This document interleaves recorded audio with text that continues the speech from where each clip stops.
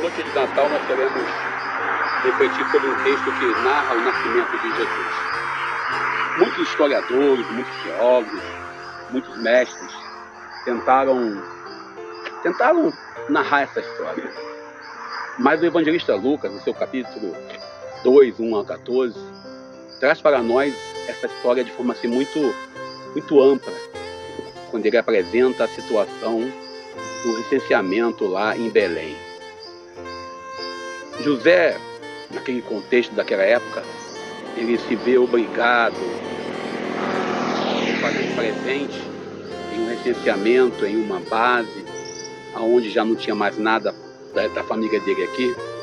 A exemplo de muitos retirantes no Brasil, que nós podemos dizer, os retirantes que vieram no Nordeste, que hoje estão aqui no Sudeste, no Rio de Janeiro, em São Paulo, que sempre sonham em voltar para a sua terra. Mas naquele contexto de Jesus, ele deveria retornar para responder a um censo que o rei exigia para saber quanto que a população existia naquele contexto daqueles descendentes. Nós sabemos que o controle social, nós sabemos que a forma política de agir na sociedade é complicada. Nessa noite de Natal, onde nós mergulhamos nesse texto, nós temos que destacar alguns aspectos. Ao contrário do texto de Mateus, ao contrário do texto de outros textos, ele narra para a gente que Jesus ele foi foi visitado por pastores. E nós sabemos bem, naquele contexto daquela época, como que os pastores sofriam, como eles eram discriminados por lidarem com animais. E a gente, quando fala também da teofania, dos anjos cantando, da celebração magnífica do Natal, a gente não lembra os aspectos que aquele casal sofreu. Primeiro, quem é pai, quem é mãe, sabe o contexto e a missão de proteger.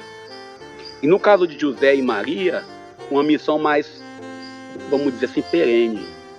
Porque José e Maria, eles estavam numa situação fora do seu domicílio, fora da sua terra. A exemplo dessa região onde eu estou, um lugar bem desolado, um lugar distante. Estamos aqui em Itaguaí, na beira de uma estrada, a Estrada das Antas, para ser mais exato. E a gente pensa como que Maria e José estavam naquele contexto. Como que José tentava proteger Maria. Como José tinha a obrigação de guardar, de proteger a Sagrada Família.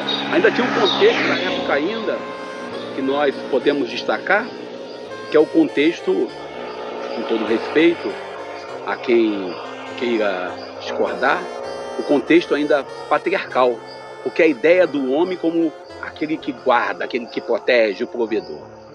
Alguns conceitos ainda vividos em algumas sociedades e até mesmo em algumas realidades aqui no Brasil. Nós, quando queremos olhar para esse contexto da noite de Natal, queremos dizer duas coisas. Primeiro, o Natal é uma realidade que a história não pode apagar. Embora tenhamos aí as diversas culturas dizendo que o Natal ele não é em dezembro, mas não podemos negar que Jesus de Nazaré nasceu. Que ele, a exemplo de tantos outros líderes, nasceu. E nasceu diante de uma dificuldade, diante de uma realidade, diante de um tempo. Esse texto de Lucas capítulo 2, 1 a 14, diz que ele estava numa manjedoura, foi colocado numa manjedoura. Esse texto nos apresenta todo um conceito, um retrato detalhado daquela vivência que José e Maria estavam vivendo. Existem outros grupos, outras pastorais, outros movimentos, outras igrejas, outros movimentos religiosos que tentam, primeiro, minimizar a realidade do papel de Maria e José. Tentam transformar Jesus em um ser solo. Ele é Deus, mas ele, como Deus, quis ter uma mãe e um pai. Uma mãe e um pai para dizer que entrou pelo mundo não através do abacadabra, do pim-pim, sendo capaz de se entregar nesta realidade humana. Não apenas se entregar por entregar. Não apenas fazer uma experiência simbólica, mas uma experiência real. Como eu já disse em outros textos, em outros momentos, José e Maria, pais de Jesus, tiveram a difícil missão de estar à frente dessa empreitada. Maria sendo a primeira discípula, como diz a Igreja Católica. Maria sendo a primeira a dizer sim ao Mestre Jesus ainda, que estava por ser ainda fecundado em seu ventre. Nós, cristãos de diversas igrejas, nós, membros de comunidades, nessa noite de Natal, eu de plantão no trabalho, graças a Deus trabalhando, mas diante de um país onde já temos alguns milhares de trabalhadores precisando de emprego, diante de famílias inteiras passando necessidade, em um país dito cristão, num país dito parte, né, de uma irmandade, de uma fraternidade, onde nós ousamos em nossas missas rezar o Pai Nosso e também rezar o Pão Nosso. Devemos ter em nossas cabeças, em nossos corações, que o Natal não pode se resumir apenas a uma data. Que nas noites de Natal que nós estamos vivendo, nas diversas casas, não seja apenas bebedeiras, não seja apenas motivos para nós tomarmos aquele vinho. Desculpe, vinho você toma todo dia.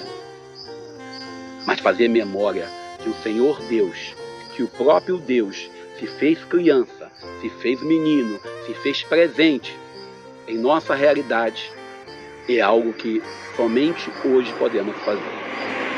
Então eu posso fazer essa memória também lá em tudo? Pode. Mas hoje, toda a sociedade, todo o mundo se para diante da realidade do menino. Sempre para. Sem esquecer que hoje também nós estamos iniciando na Igreja Católica o ano jubilar, o ano da esperança. Papa Francisco, quando traz o ano da esperança, é porque, infelizmente, em nossa sociedade, muitas pessoas ainda estão ficando sem esperança. Muitas pessoas estão perdendo a esperança. Embora saibamos que a esperança é a última que morre.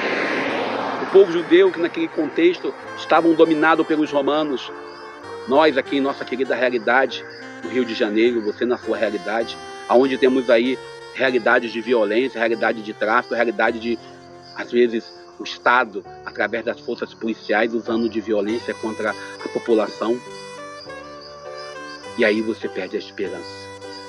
E o Papa Francisco, quando nos convida para o Jubileu da Esperança, é para dizer que vale a pena. Precisamos continuar. Não podemos desistir. E devemos sempre manter nossa certeza que vale a pena acreditar.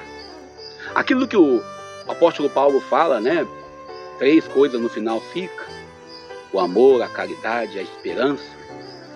E ainda a gente lê no texto de Paulo: a esperança não se engana, o amor de Deus foi derramado em nossos corações.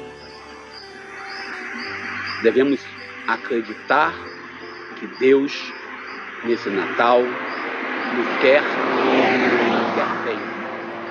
Deus, nesse Natal, nos convida a vivermos plenamente essa realidade.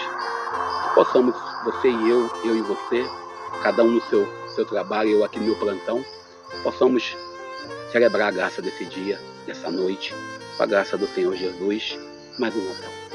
Eu desejo a você, aos seus familiares, aos seus amigos, um feliz Natal, um santo Natal.